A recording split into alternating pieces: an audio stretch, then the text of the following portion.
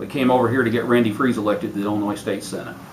And how do you plan to make that happen? Well, we want to let everybody know that Randy Freese is a true conservative. He will go there. His first vote will be for the side of the aisle that more accurately reflects the population of this district, and he will be there to help Senator LaHood, who is sitting to my right here.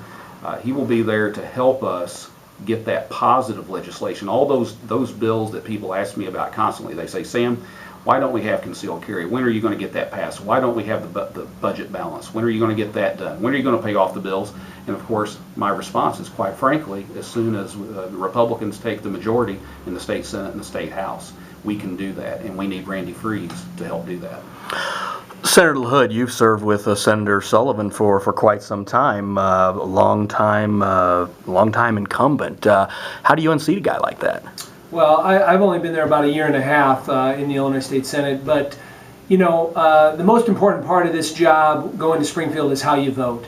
And the track record for Senator Sullivan over the last 10 years or so, has been the policies that put our state where it's at right now. I don't have to go through the litany of where we're at, but we're essentially last in every category in this country. Whether it's our pensions, whether it's our debt, whether it's our credit rating that just got downgraded for the 11th time in the last 3 years. That's just, we can't continue to go down this path. We cannot continue with the policies that have taken place there. So how you vote is so vitally important. So I'm here today to support Randy Freese. Randy's going to go there and vote the right way in terms of fiscal policy, ethical policy, and putting our state back on track. I grew up in Illinois where Illinois was at the top of every category in the Midwest. We led the Midwest in terms of agriculture, education, transportation, fiscal policy, having a balanced budget, a surplus. And you look at where we're at now through really what I think is the Democratic policies of spend, spend, spend, and continue to go into debt. And that has to change.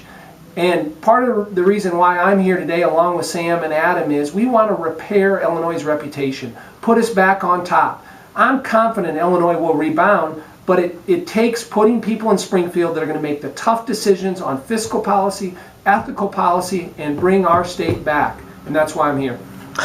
Adam, your assistance to this cause, something you firmly believe in. You got your feet wet into politics when you ran for governor. Why are you still doing this? Well, I ran for governor on a promise, and that was to put every dime online in real time, to open the books on state government. And that's why I'm actually here today, because Randy Freese, today, we rolled out at a press conference at Washington Park a critical piece of transparency policy. It's robust, and it's opened the books on the legislative process in Springfield. And here's why it's important.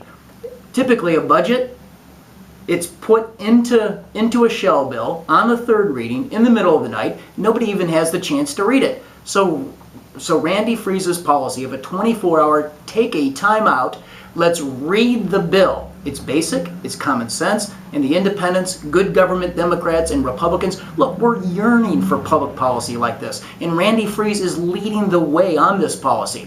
Think about the major pieces of legislation over the last couple of years. The last time we had pension reform in 2010. Everybody took a vote on that only 2 hours after it was introduced.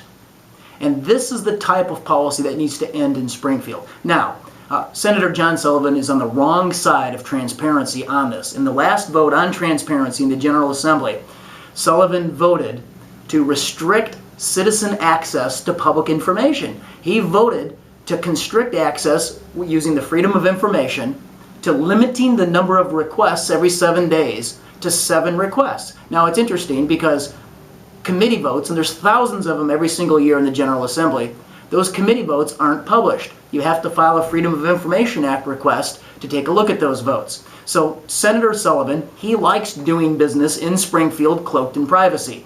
Randy Freese said, public business must be done publicly, period. I agree with that policy. It's why I'm here.